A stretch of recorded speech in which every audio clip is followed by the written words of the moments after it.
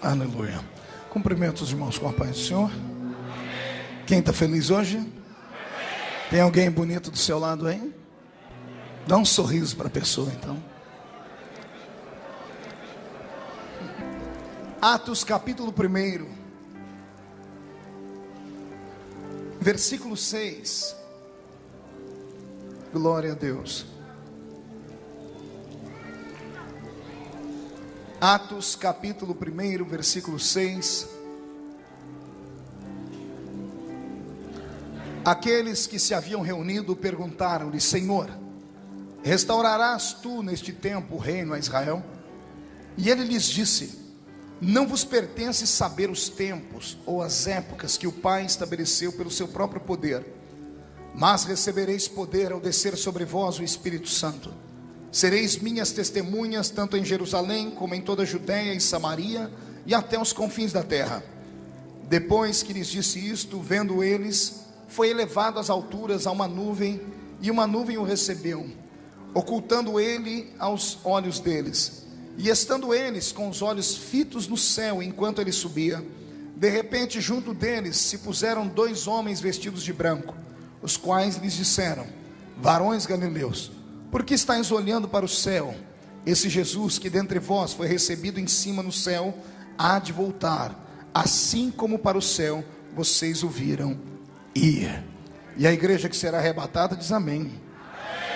Pai, santifica mais uma vez o ambiente e prepara o nosso coração, e me dá inspiração, Senhor, como nunca antes, e me ajuda a desenrolar os oráculos sagrados para o seu povo. E a igreja que é soberana diz amém. Tome o seu assento aplaudindo Jesus, porque Ele é tremendo.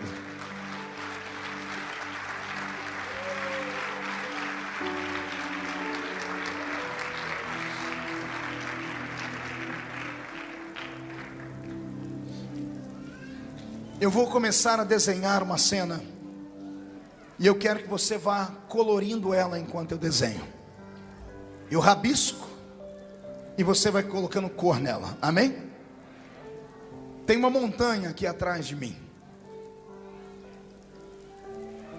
Na frente estão homens e mulheres sedentos por ouvir uma palavra divina. Cerca de 500 pessoas. Entre esta montanha e essas 500 pessoas está um homem, numa posição um pouco mais elevada, para que a sua voz possa ser ouvida por toda a multidão. Ele espera o momento exato do dia para que o vento bata na encosta da montanha e leve a voz dele ao ouvido de todos os que estão presentes. Esse homem que está agora olhando, dissertando, pregando e ensinando é o Cristo Redentor. O nome dele é Jesus de Nazaré, filho de Maria e José. Só há uma agravante nesse dia. Pergunte qual? Ele está ressuscitado. O homem que está falando com eles agora está falando de coisas fantásticas e coisas do céu. Em certo momento ele até diz para eles: vocês precisam conhecer um pouquinho mais de coisas do céu. E as 500 pessoas que estão olhando, estão ouvindo, não estão acreditando no que estão vendo e nem no que estão ouvindo. Todo mundo está com o olhar desapercebido, todavia atônitos, fixos estão nele. Um está cotovelando o outro, que cotovela o outro, e estão dizendo: é ele mesmo? E alguém está dizendo: é ele. E no meio do sermão que ele pregou nesse último dia, ele para, e ele dá uma oportunidade única. Ele olha para os discípulos e diz para eles: perguntem para mim alguma coisa.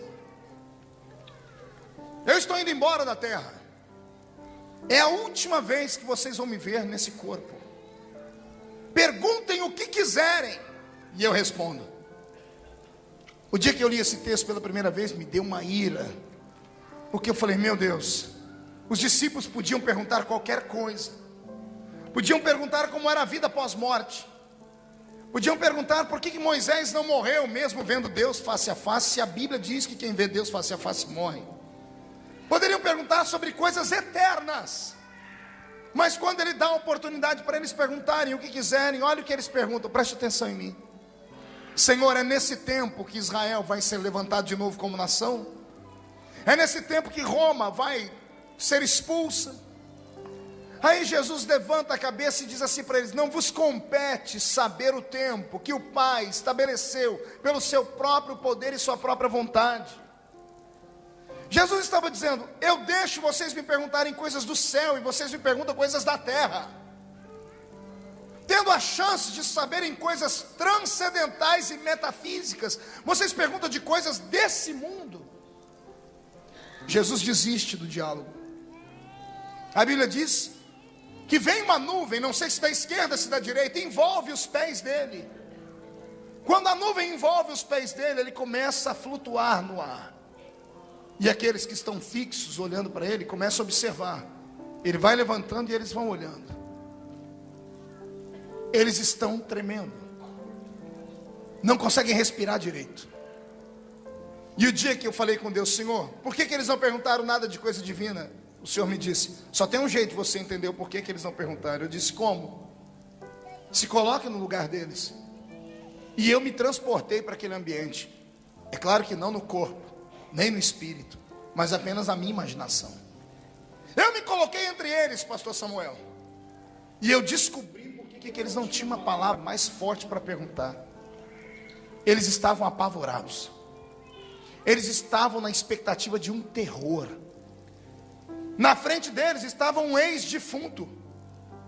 Na frente deles está uma espécie de zumbi. Alguém que morreu, foi sepultado, mas que saiu da sepultura e está conversando com eles. Nenhum ser humano suporta ver um milagre desse porte e fica normal. Às vezes nós nos envolvemos com sinais e prodígios, e nós confundimos sinais e prodígios com milagres fantásticos. Sinais são milagres, mas são milagres que qualquer um pode ver, absorver, compreender, explicar e até contar. Mas existem milagres que são aterrorizantes. Exemplo: Moisés atravessando o Mar Vermelho com 2.710.000 almas. Por que é que você acha que do outro lado da margem do mar ninguém canta nenhum hino? Por que você acha que do outro lado da margem está Israel inteiro parado, assistindo o Mar Vermelho, fechando e engolindo todos os soldados e cavalos de Faraó? Pela primeira vez na vida o Mar Vermelho ficando vermelho, com o sangue dos homens, que explodiu por causa da altura onde eles estavam. Quando as águas se fecham, a pressão da água explode o corpo deles, e o Mar Vermelho fica pintado de vermelho. Ninguém consegue dar um glória a Deus. Eles estão na expectativa de um terror. Quando algo anormal acontece perto de um ser humano, e esse ser humano percebe que isso vem do além, que esse algo anormal vem de um outro mundo que não é esse mundo nosso, ninguém fica normal. Diferente quando alguém conta um testemunho que foi curado da cabeça, ou que o pé endireitou e a igreja aplaude. Eu estou falando de milagres aterrorizantes. Milagre da aparição de um anjo, por exemplo. É Daniel, um fantástico servo de Deus. Quando ele observa e vê um anjo, a Bíblia diz que Daniel falando: quando eu vi o anjo, faltou vida em mim. Eu caí como morto aos pés dele.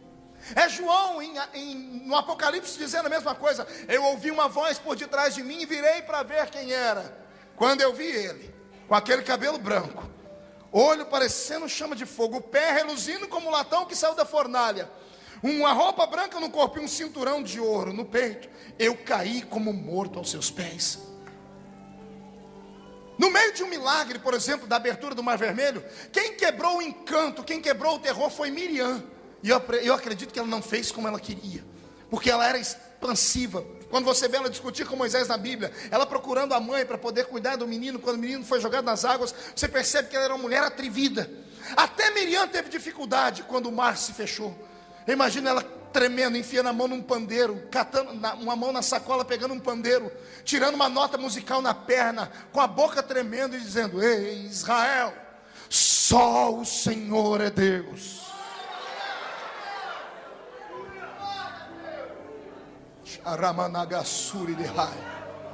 Eu assisti um milagre fantástico uma vez em Angola, alguns anos atrás, quando eu pregava lá. Deus puxou a minha orelha. Era a primeira vez que eu saía do país, e eu cheguei em outro país. Eu disse: vou ensinar esse pessoal aqui a ser pentecostal. Meu Deus, não prestou, porque os angolanos eram 10 vezes mais pentecostais do que eu. E eu cheguei lá, segura aí, eu cheguei lá e falei assim: vou ensinar esse pessoal a ser crente. Que jeito? num culto lá do lado de Macolus, numa igreja muito simplória, sem forro em cima, um monte de gente sentada e um grupo de irmãs que foram cantar. Não tinha instrumento, não tinha batuque, não tinha bateria. O instrumento era a voz delas, mas elas faziam uma melodia tão grande, e elas faziam som com as palmas e com os pés. Conforme elas batiam as palmas e os pés, ia subindo um arrepio no corpo da gente. Subiu um poeirão naquele dia, mas o jeito que a poeira subiu, a glória do céu desceu. Nesse dia, eu vi um paralítico num canto, com a perna dobrada para trás. Ele orava e dizia: Deus, eu queria ter pernas para poder dançar com elas. Deus atendeu o pedido dele.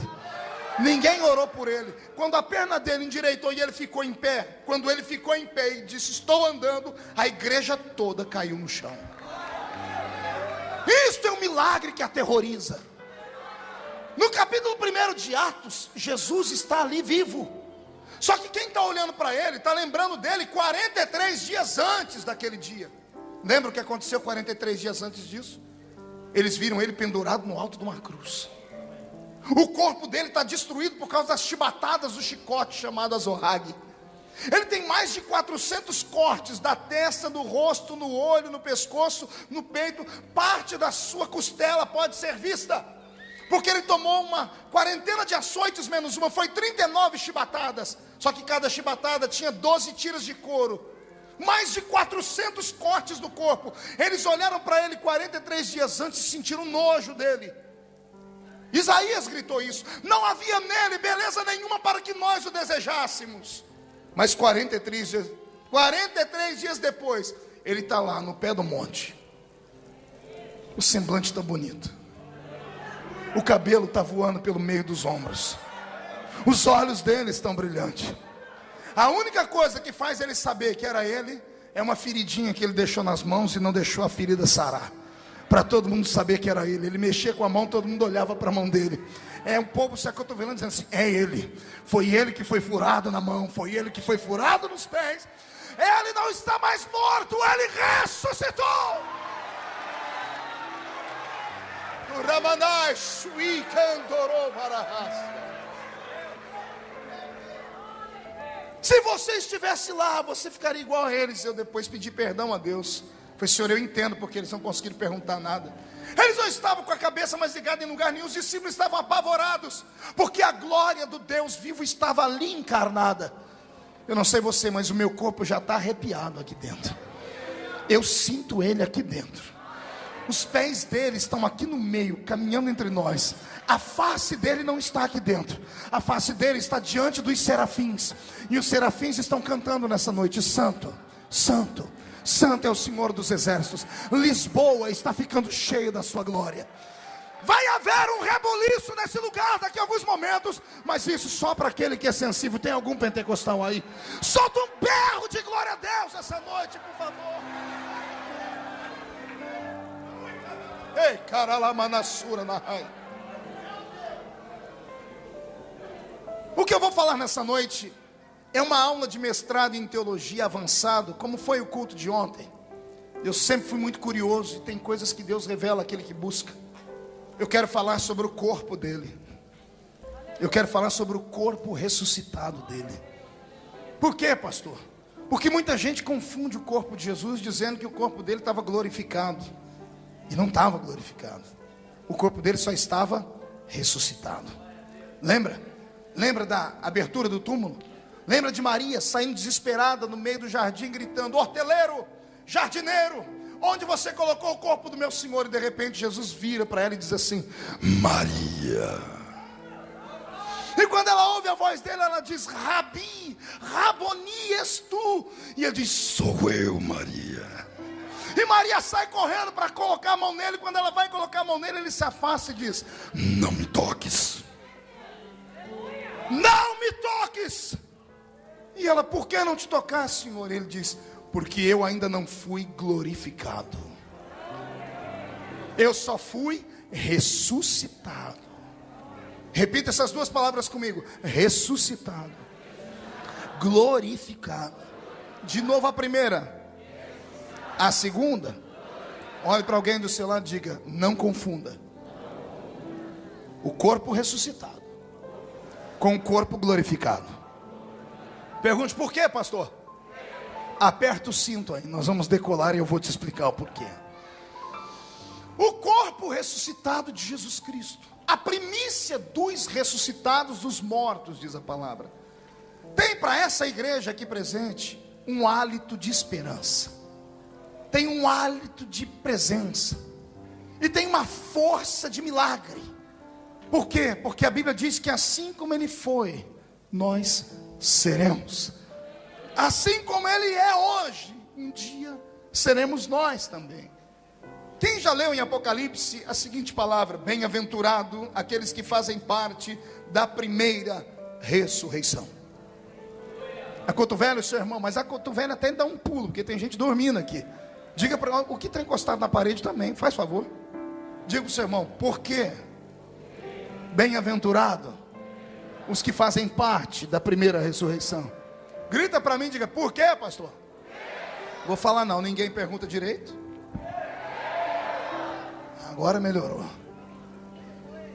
Porque há um mistério para aqueles que servem a Deus nesta vida aqui miserável, que suportam a cruz, que suportam as calúnias, que suportam as pancadas e as pedradas, e não negam Jesus por nada.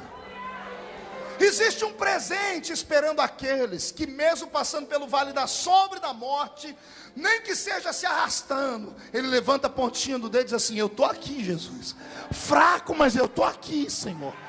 Há um presente dos céus para aqueles que permanecerem fiéis até a morte. Tem alguns aqui que não vão morrer, porque vão viver para ouvir o toque da trombeta e ser arrebatados. Mas tem alguns que vão passar desta vida para outra, como alguns dos nossos já se foram. Esses que se foram, e nós os que estamos vivos, temos uma promessa. Ouve a promessa aí, veio da boca de um baixinho, que quando chegou na igreja que ele plantou em Tessalônica, pegou uns crentes muito atrevidos, com perguntas doidas, e um dos crentes perguntou: pastor Paulo, como é que é essa história de quem morreu? Nós servimos a Cristo aqui, temos esperança. E depois, os que morreram, o que virou com eles? Paulo pede um minuto, ele vai orar e Deus revela. E Paulo volta para a igreja de Tessalônica, marca um culto e prega a mensagem do arrebatamento da igreja. E ele diz assim: Deus me revelou, vai acontecer assim, dada a palavra de ordem, o mesmo Senhor descerá do céu com alarido e voz de arcanjo. Os que morreram em Cristo ressuscitarão primeiro. Depois nós, os que ficarmos vivos, seremos transformados e arrebatados seremos, e estaremos para sempre com o Senhor nos ares. É lindo esse versículo, não é? Mas vamos explicar ele palavra por palavra. Dada a palavra de ordem. Qual é a palavra? Dada o quê? Repita. Repita aquilo que eu disse. Dada a palavra de ordem. O que é isso, pastor? A palavra de ordem é dada pela boca do Pai. Deus está sentado num trono, olhando para uma figueira. Essa figueira, para Deus, é como um relógio. Os ponteiros da figueira são seus frutos. Quando os seus frutos estiverem tenros, o Senhor Deus vai dar a palavra de ordem para o seu filho que está à sua direita, dizendo: filho, levanta, porque já está ficando pronta a minha figueira. Os frutos já estão prontos para serem colhidos. A figueira de Deus na terra é Israel. E aqueles que acompanham o conflito árabe-israelense sabem do que eu estou falando. As coisas estão se afunilando lá para aquele Oriente Médio. Ninguém mais está se suportando. Qualquer dia desse, aquele lugar vai explodir. Mas antes que isso aconteça, a igreja que aqui agora está reunida vai sumir desse mundo aqui. Vamos atravessar esses céus e vamos estar com Deus. Eu sinto que a bala da explosão atômica já está na agulha da arma do Espírito de Deus. Qualquer dia desse, os céus e a terra que agora existem não mais existirão. Foi Pedro quem disse isso, que todos os elementos dessa terra ardendo em fogo se desfarão. Não fique atormentado, nem fique com medo. Vai acontecer uma iminente guerra nessa terra. Armas atômicas vão explodir, sim senhoras e sim senhores. Mais de 153 sinais predizem com exatidão bíblica e histórica a história de uma igreja que está sofrendo demais há 2000 anos atrás, desde 2000 anos atrás, e ela não pode permanecer aqui quando este conflito acontecer. Fique tranquilo, não tenha medo, não tenha temor. Antes de tudo acontecer, você será chamado para comparecer diante daquele que te chamou e salvou por você no alto de uma cruz. Alguém ainda acredita em arrebatamentos de igreja aqui? Então desce essa mão direita no ombro de alguém do seu lado e chacoalha o irmão até ele ficar irritado. Irrita ele. Isso, tira ele do lugar, por favor. Diga: Deus te trouxe aqui só para saber como é que você está. Diga: a trombeta vai tocar. Limpa o seu ouvido. Precisamos ouvir o toque da trombeta. Dada a palavra de ordem, e o pai se ajeitando, dizendo: filho, Israel já cumpriu tudo que cumpriu. É o filho se levantando, indo para uma sala e colocando roupas nupciais. E o que eu vou lhe contar agora é um pensamento meu. Eu creio que Jesus não está sentado no trono agora. Eu creio que ele já está de frente de um espelho, vestindo a roupa de gala, a roupa do casamento. Enquanto o filho está se ajeitando, num canto do céu tem um arcanjo com uma trombeta dourada, com um pano, dando os últimos retoques, tomando as notas musicais, vendo se a trombeta está afinada. Vou lhe contar um segredo que talvez nunca te contaram. Todo salvo tem as notas musicais do céu guardadas dentro dele. O ouvido do crente é afinado no diapasão do Espírito Santo. Quando a trombeta tocar, não é qualquer crente que vai ouvir. Não é a carteirinha da igreja que vai te dar o direito de ouvir.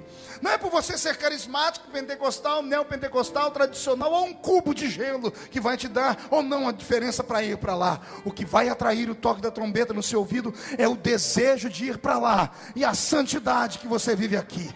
As suas vestes não podem estar manchadas. As suas vestes precisam estar lavadas no sangue do Cordeiro de Deus. Posso ouvir um amém por isso? Dada a palavra de ordem da boca do Pai, o mesmo Senhor, pergunte a mim: qual, pastor? Aquele que o anjo disse em Atos 1, o mesmo Jesus que vocês viram subir, é o mesmo que qualquer dia desse vai voltar. Dada a palavra de ordem, o mesmo Senhor que subiu vai descer. Dada a palavra de ordem, o mesmo Senhor descerá do céu primeiro com alarido. Vai descer com o quê? Respira fundo. Alarido é um grito estrondoso e forte. Quando Jesus se levantar do trono e para vir buscar a sua igreja, ele vai dar um grito. Esse grito não será ouvido pela igreja, porque a voz do noivo não virá com um brado de angústia nem dor para os nossos ouvidos. É dia de festa para a noiva. A noiva não vai ouvir esse grito, esse alarido. Quem vai ouvir esse grito é Israel. Israel vai ouvir o grito da boca de Cristo. Todo judeu, nascido de mãe judia, onde estiver no planeta Terra, vai ouvir e vai tremer, porque vai saber que é a voz do Messias, que eles deveriam ter esperado e não esperaram. Dada a palavra de ordem, o mesmo Senhor descerá do céu com alarido e voz de arcanjo. A voz do arcanjo vai tocar na trombeta. Quando ele disparar o toque da trombeta, os que morreram em Cristo ressuscitarão.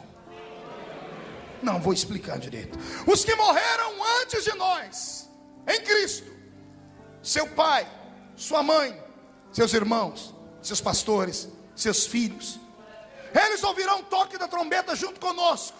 E vai haver um tumulto cósmico nesse mundo. Pergunte por quê? Alguns dos nossos não estão mais dentro da tumba. Os ossos já foram consumidos pelo tempo, a carne foi devorada.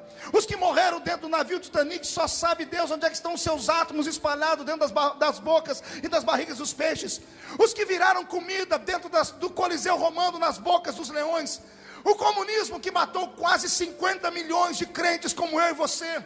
O padre Torquemada que matou 10 mil valdenses com uma espadinha na mão, com uma adaga fincada no peito e dizimou o corpo dos nossos crentes. Não me interessa onde é que está o corpo deles. A Bíblia diz, e quando Deus fala, a ordem dada tem que ser executada. Os mortos ressuscitarão. Vai haver uma convulsão nas águas, vai haver um sopro nos ventos, vai haver um reboliço na terra. As placas tectônicas do planeta Terra inteira vão se mover, porque os corpos dos santos vão ressuscitar. Eu vou repetir: os mortos em Cristo vão ressuscitar.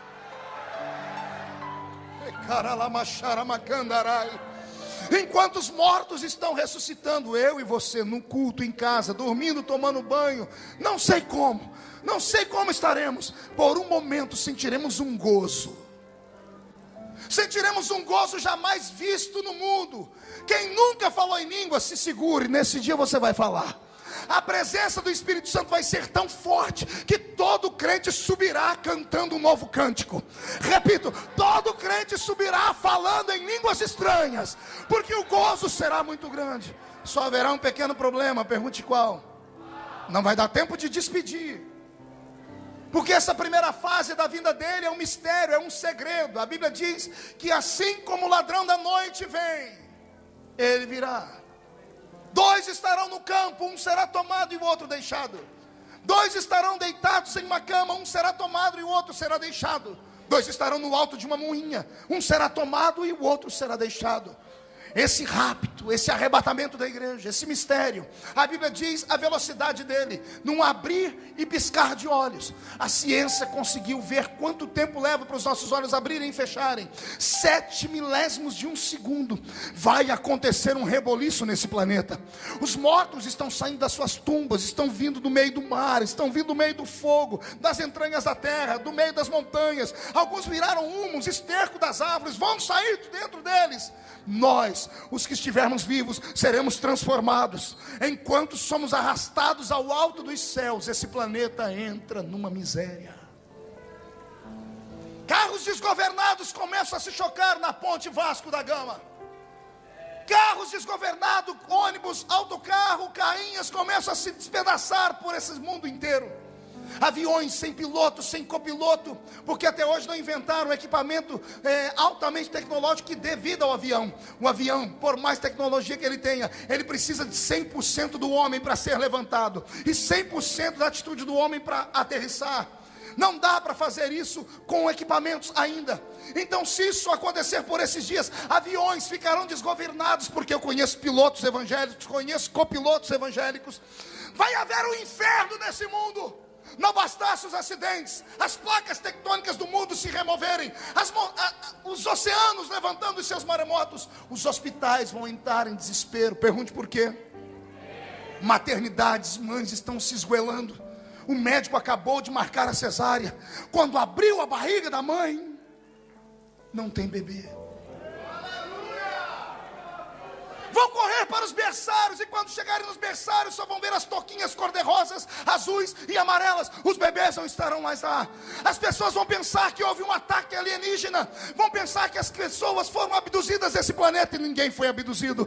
É a igreja que não aguenta mais sofrer nesse mundo, é o crente que não aguenta mais ser saco de pancada, é a gente que não aguenta mais ser chamado de fanático. Deixem as pessoas nos perseguirem. Hoje chamam a polícia para nós quando o barulho é grande. Vai chegar um dia que eles vão sentir falta do nosso grito, falta do nosso barulho, falta do nosso louvor. Um inferno na terra. Pergunte por quê? Pessoas assistindo os canais de televisão. No Brasil, a Rede Globo, Rede Record, SBT, a CNN, outros canais de muita potência no mundo. Pessoas assistindo todos os programas interrompidos e jornalistas entrando. O plantão do jornal tal informa: houve um estrondo no planeta Terra. Pensamos que fomos atravessados por alienígenas.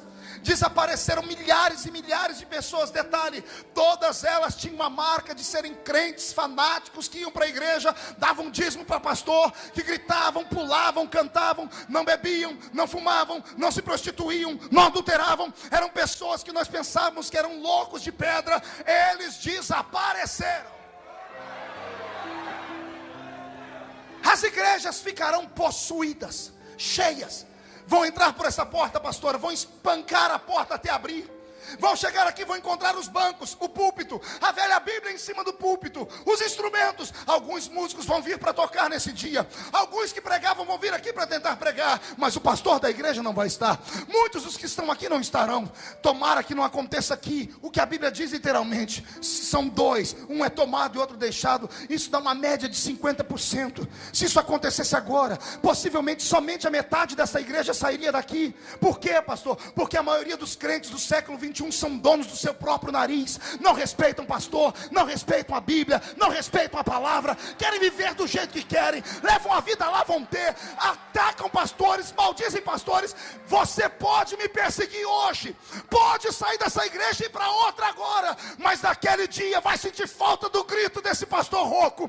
Jesus está voltando nesta terra, igreja. Oh,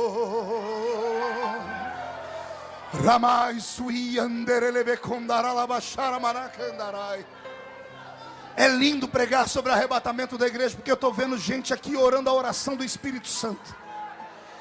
Sabe qual é a oração do Espírito Santo? Não é essa que você vive fazendo nesses últimos anos. Porque você entra na igreja e só sabe pedir: me dá um carro, me dá uma casa, me dá um namorado, me dá meu documento, me dá. Você transformou Deus em um empregado. A oração da igreja do Novo Testamento era outra. Ela aprendeu a orar com o Espírito Santo. E a oração do Espírito Santo é assim: Maranatá, Maranatá, Maranata, Maranata, que significa ora vem, ora vem. Ora vem, Senhor Jesus. Oh, aleluia.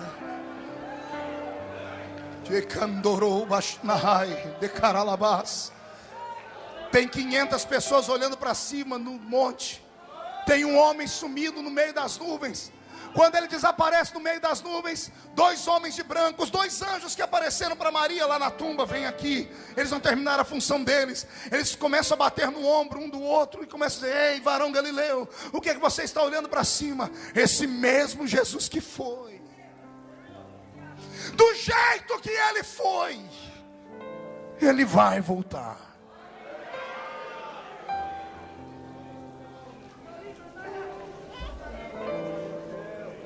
Ele levou para o céu um corpo ressuscitado, não glorificado. Qual é o corpo que ele levou? Pergunte: que corpo é esse, pastor? Um corpo que tem carne e osso, mas não tem sangue. Eu disse que era um mestrado em teologia. O corpo de Jesus ressuscitado tinha carne, tinha osso, mas não tinha sangue. Pergunte por quê? Ele não toma de volta aquilo que ele dá. No alto da cruz, quando furaram o lado direito dele, saiu a última gota de sangue e água. Ele estava dizendo: todo o meu sangue eu deixo na terra para lavar a minha igreja, para purificar a minha igreja. O sangue é a vida do corpo. Mas o sangue só é a vida do corpo quando o corpo está ligado a esse mundo. O corpo ressuscitado, ele transcende, ele não precisa mais de sangue. Ele continua tendo matéria, mas não precisa mais de sangue. A matéria que ele tem, carne e osso, também não é dada a tempo e a espaço. Pergunte por quê? O Jesus que saiu da tumba entrou dentro da sala onde os discípulos estavam, sem abrir a porta e sem abrir a janela. Ele entrou, comeu peixe com eles, porque corpo precisa de proteína, carne precisa de carne. Ele comeu peixe com eles, e na hora de sair não abriu a porta, ele atravessou a parede de novo. Esse corpo não precisa caminhar. É por isso que um belo dia, centenas de quilômetros longe de Jerusalém, ele aparece numa bifurcação de uma estrada e tem 2 homens falando da morte dele no caminho de Emaús. E ele questiona, e ele fala: você por acaso é estrangeiro? Não ouviu falar do profeta Jesus que foi morto? E ele: não, conte a história. E quando eles estão pregando para Jesus, chega no momento da estrada que Jesus disse: eu tenho que ir embora. E eles falam: fica conosco hoje. Quando Jesus senta com eles na mesa, era costume naquela época lavar o pé do viajante e repartir, colocar o pão na mão do viajante para o viajante dar graças. Mas todo judeu dava graças assim: graças te damos, ó grande Elohim. E partiu o pão, porque Elohim é Deus. Mas esse viajante, quando pega o pão, todo mundo de cabeça baixa e olhos fechados, ele pega o pão, parte e diz assim: graças te dou, ó Pai. Quando ele fala Pai, todos na mesa abrem o olho, porque isso era uma vergonha. Isso era quase que uma blasfêmia. Ninguém chamava Deus de Pai até aquele momento. Quando eles abrem o olho, o pão está partido, caído na mesa. E Jesus não está mais lá. Um olha para o outro com o olho lacrimejando e diz: porventura não ardia o seu coração enquanto ele falava com a gente? Seu coração não queimava? Só pode ser ele. Ele morreu, mas ressuscitou. Ele esteve aqui, mas desapareceu. O corpo de carne e osso de Jesus não era dado a espaço, tempo, nem dado a limitação física. Ele atravessa a parede, ele come peixe, mas ele aparece daqui, desaparece daqui e aparece do outro lado. Esse corpo dele voa, Porque ali no solapé do monte ele começa a flutuar. Mas é um corpo de carne e é glorificado o corpo? O corpo é o quê? Não ouvi? Pergunte por quê, pastor? Quando ele desaparece dali, ele aparece na entrada do céu. Jesus arrastou um corpo de carne e osso para o céu, porque o homem estava proibido de entrar lá. Como Jesus cumpriu a lei, ele arrastou o corpo dele para o céu, para mostrar que o homem pode nascer na terra e ir morar no céu. Só que ele não foi entrando de qualquer maneira. Deixa eu te mostrar como ele entrou. Ele parou na entrada do portão do céu. Como assim, pastor? Ele arrastou um corpo de carne e osso, ficou na entrada do céu. Quando ele parou na entrada do portão do céu, os anjos que guardam a área celestial vêm voando e correndo com espadas desembainhadas, pensando tratar de demônios, porque Satanás e os seus demônios estão proibidos de entrar no céu. Por isso Deus cercou o céu com uma muralha e colocou um portão no meio. Para entrar no céu só se entra com autorização. Como os anjos viram que aquele homem que estava ali, eles não sabiam primeiro que era um homem, não sabiam que era o próprio Cristo, porque anjo não é onipresente nem onisciente. Os anjos lá em cima não sabiam o que estava acontecendo aqui na terra. Compreendem isso, igreja? Quando ele aparece na entrada do portão do céu, os anjos vêm para fazer a função deles. É para proibir a entrada, pensando que é um demônio. Mas quando eles olham para ele, eles percebem que a mão dele está furada. Quando veio a mão dele furada, os anjos que vieram para pará-lo, param, inclinam a cabeça e recitam o Salmo de número 24. Eles olham para dentro do céu e dizem assim: levantai, ó portas, as vossas cabeças, levantai, ó portais eternos, para que entre o Rei da Glória. Os anjos que têm a chave do portão vêm voando pela cidade, chegam no meio do portão e começam a olhar pelas gretas do portão. Mas quem é esse Rei da Glória? Os anjos que estão aqui atrás, sentindo a presença dele, abrem as asas e começam a dizer: o Senhor poderoso na batalha, Ele é o Rei da Glória.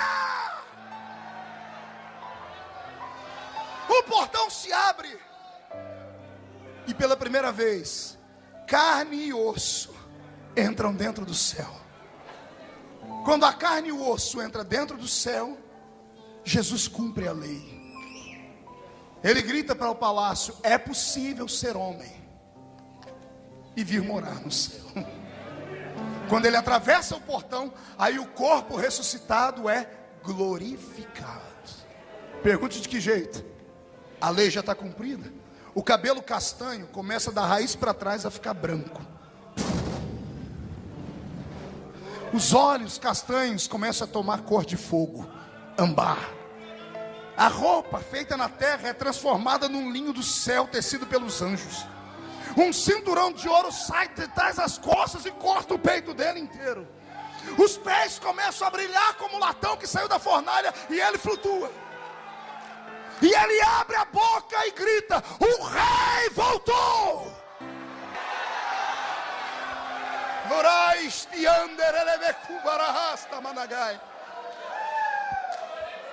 Volte para cá.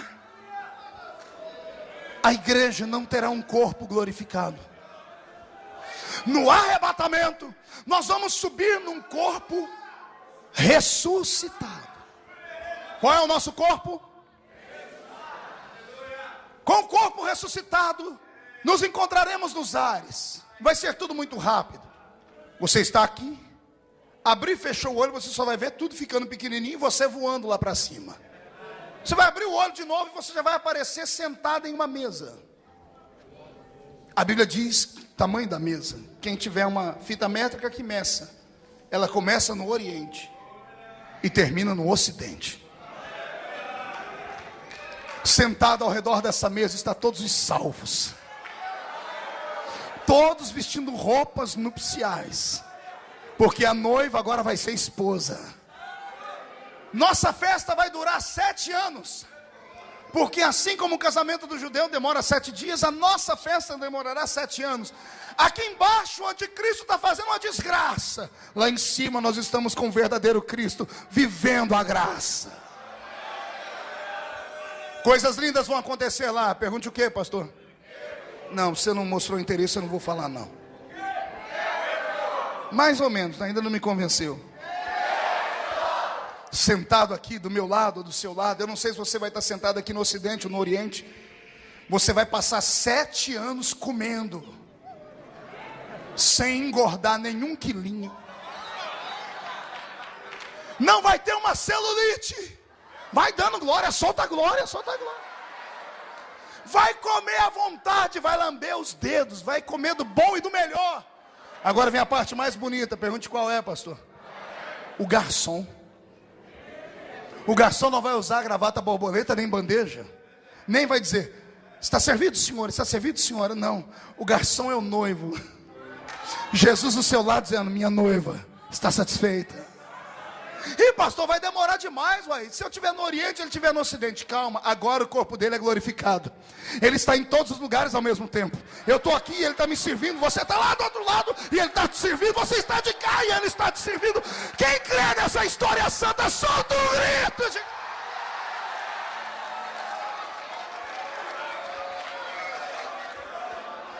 Te cantorou vanás, tui daralabás. Ramando e calabassúria. Pastor, nós nunca seremos glorificados? Não. Nós permaneceremos com um corpo ressuscitado. Pastor, e o que é que vai dar vida para o nosso corpo? O que é que vai ter nessa mesa para a gente comer? Aquilo que foi feito para o homem comer desde o Éden, ele nunca provou. O fruto da árvore da vida. Lembra da árvore da vida estabelecida no Éden? Ela foi transportada para o céu. O Apocalipse diz que ela dá 12 frutos por ano. Vamos comer uma vez por mês. A Bíblia diz que as suas folhas são saúde para todas as nações. É o fruto da árvore da vida que vai dar vigor ao nosso corpo. Só que o nosso corpo é o corpo da primeira? Da primeira? A cotovela, irmão, diz, ei, você vai encarar essa? Vai fazer parte da primeira ou não? Olhe para mim. 7 anos comendo. Quando terminar a nossa festa, o nosso rei vai ficar em pé. Vai parar a festa e vai dizer assim, minha noiva, eu preciso ir à terra resgatar o meu Israel. Enquanto estamos em festa lá, o mundo está num pé de guerra aqui. Todas as TVs do mundo estão alienadas, estão alinhadas lá no vale de Jezreel, em Israel. Também conhecido como Vale do Armagedon. Todos os países do mundo voltados contra a nação de Israel. Por quê? O anticristo que mostrou prodígios e sinais, alienado à besta, ao falso profeta, vão fazer as pessoas entenderem que ele é Deus. E como Deus ele tem que ser adorado. Mas ele não quer ser adorado em Aparecida do Norte no Brasil, nem em Fátima em Portugal. Ele quer ser adorado em Jerusalém.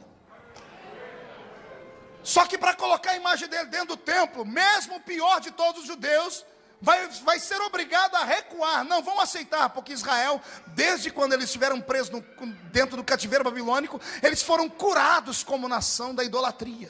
Eles não vão aceitar. Quando Israel não aceitar a imagem do anticristo lá dentro do seu santuário, o anticristo vai pegar todas as nações do mundo aliadas, vão pegar todo o armamento potente, vão voar para cima da terra santa. O vale de Israel vai estar tomado de todos os tipos de soldados, de todas as cores de pele. Os aliados a Israel serão os desviados, que nesse momento ainda estiverem vivos, que vão ser muito poucos. Porque todos os desviados tiveram que pagar com seu sangue o direito de entrar no céu, ou viverão eternamente com Satanás dentro de um lago de fogo. Os que aceitaram o sinal da besta na mão direita e na testa. Todo mundo está filmando Israel. Todo mundo espera que Israel vai ser dizimado. O noivo se levanta na mesa e diz, minha noiva, vamos lá. A mesa desaparece. E aparece na nossa frente milhares de cavalos. Milhares de cavalos.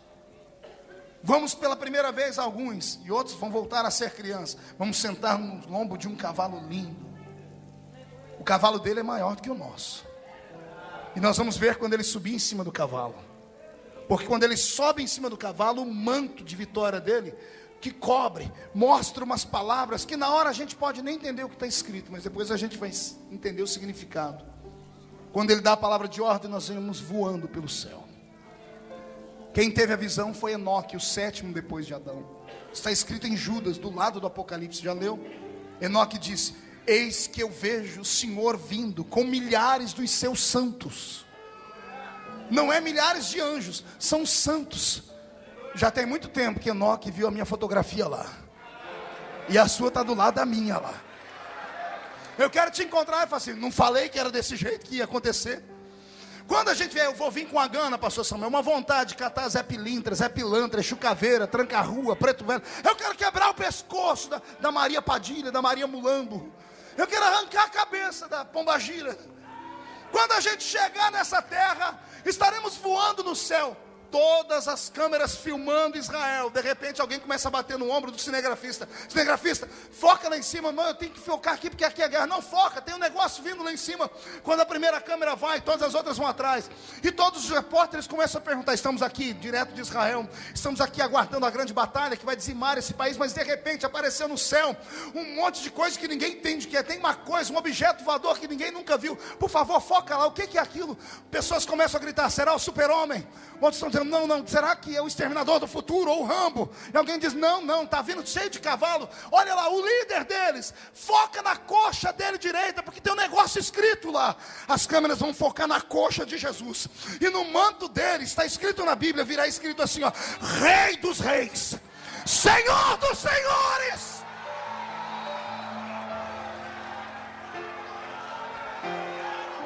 Ei, quem é que vai estar lá nessa peleja? Quem vai estar lá com o corpo ressuscitado pode soltar um brado de vitória. Ele vai parar em cima do Monte das Oliveiras. Ele vai olhar para sua noiva, ansiosa por guerrear, e ele vai dizer assim: minha noiva, hoje é o nosso casamento. Eu não deixo a minha noiva colocar a mão em nada. Eu acabo com os inimigos. O anticristo vai fazer as pessoas pensarem que somos ETs. Vão fazer as pessoas pensarem que nós viemos de Marte, de outro lugar, e ele vai mandar destruir a gente. Quando eles apontarem todos os mísseis para cima da gente, o nosso noivo vai fazer só assim, ó.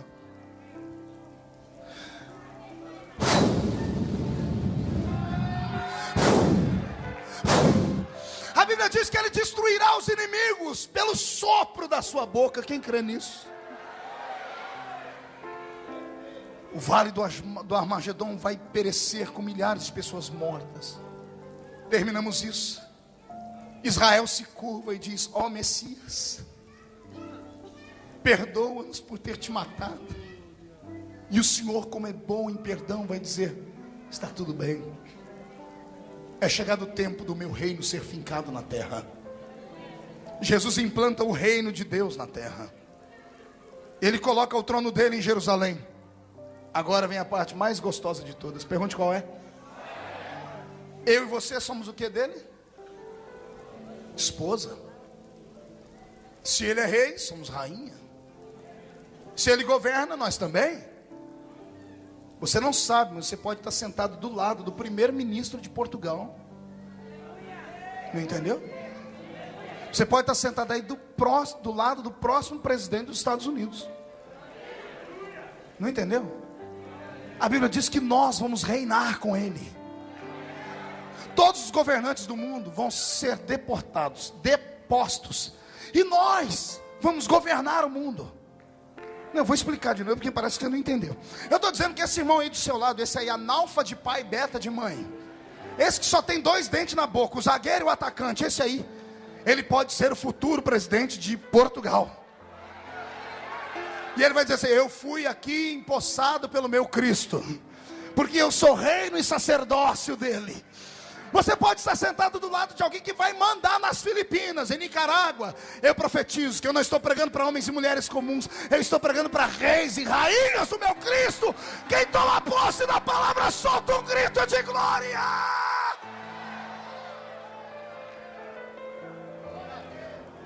E aí, pastor? E aí?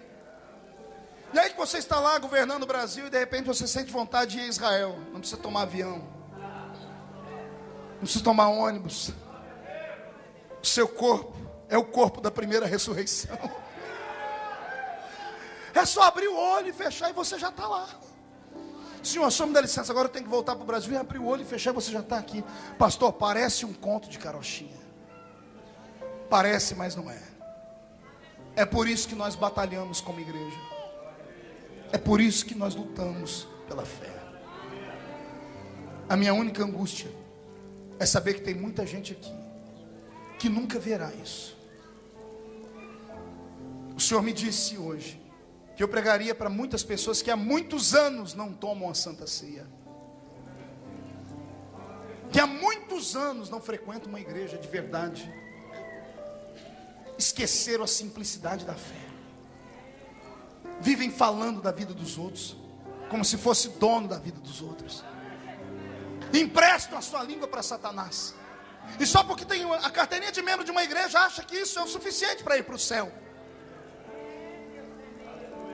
Vai acontecer um arrebatamento, e para estar com Ele, as suas vestes têm que estar lavadas no sangue do Cordeiro. Incline a cabeça. Eu estou ouvindo gemidos agora, gemidos de moças que estão aqui dentro, mães que para esconder e burlar o seu pecado cometeram aborto, gente que desgraçou a vida do outro para poder se dar bem.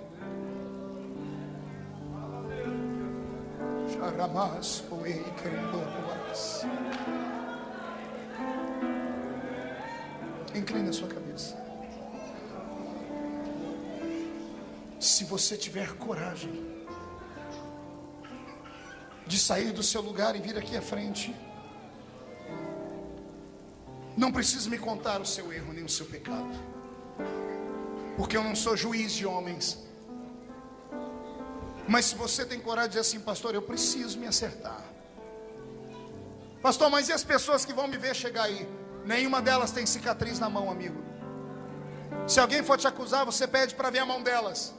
Se não tiver um furo feito no alto da cruz, ignore a pessoa. Pastor, mas vão falar de mim. Filho, falam de você quando você está em pé, quando você está... Falam de você de qualquer jeito. Mas o Senhor me diz que a sua história com Ele não terminou ainda.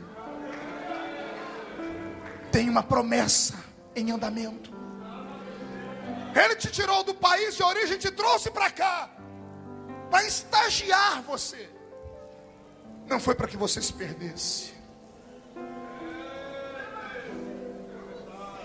Um homem só é grande diante de Deus quando ele faz isso, quando ele dobra o joelho na presença do Senhor. A igreja vai inclinar a cabeça e eu vou te dar uma chance. Sai do seu lugar e vem. E eu vou orar pela sua vida hoje. E o meu Deus vai perdoar os seus pecados. Vem chorando mesmo, filho. Aleluia.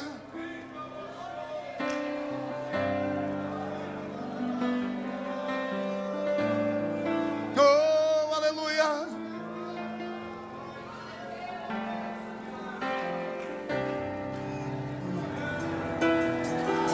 Toda a igreja de pé.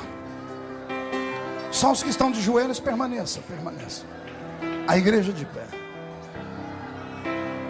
Você vai mesmo se esconder? Vai ter coragem de sair de um culto como esse e perder a chance de se acertar? Vai permanecer arrogante em pé, olhando para a pessoa do seu lado como se nada estivesse acontecendo? Não diga que Deus não falou com você.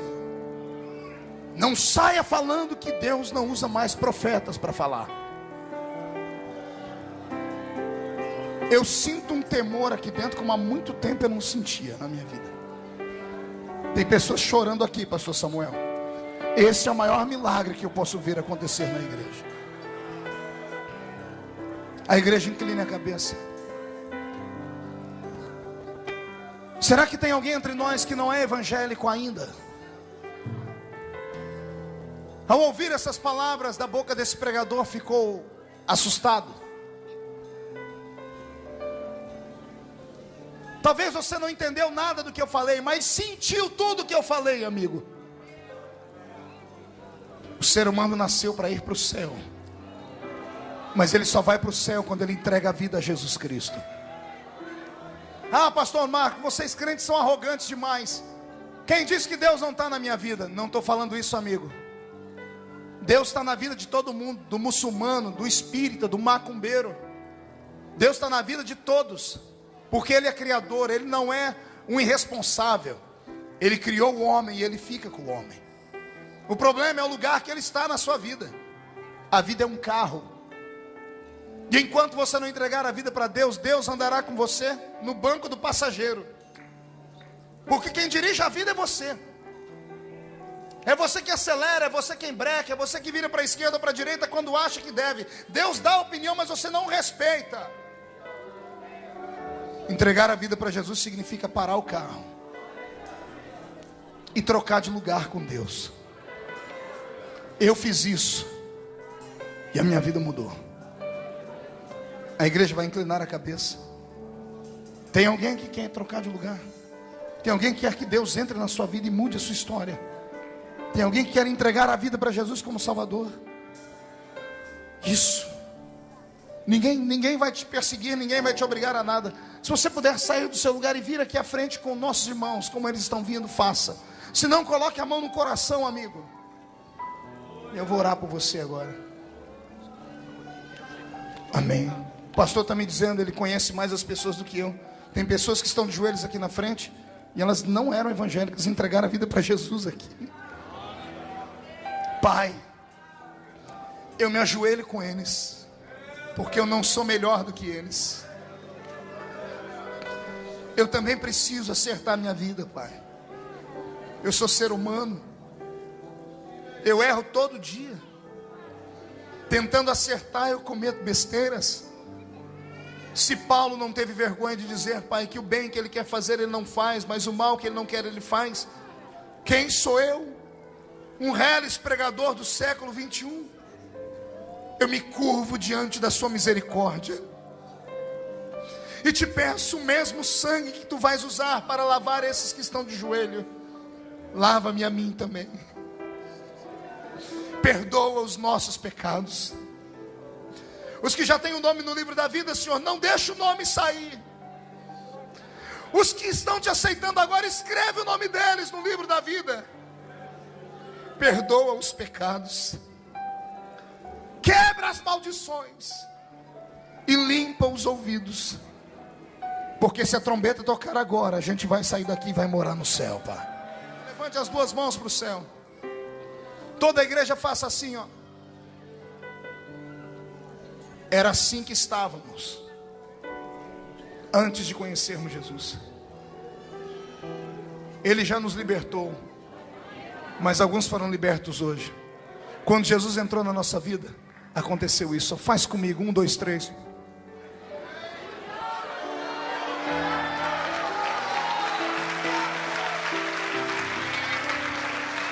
Mão direita levantada ao céu. Diga: todos os demônios que tentaram tirar o meu direito de salvação, eu ordeno para a palma da minha mão agora. Fecha a mão. Eu conto até 3, você joga no chão e pisa em cima. 1, você nunca mais será o mesmo. 1,5, você e sua família serão salvos. 2, o céu é o nosso limite. 2,5, essa igreja vai crescer a 100 por 1, pastor.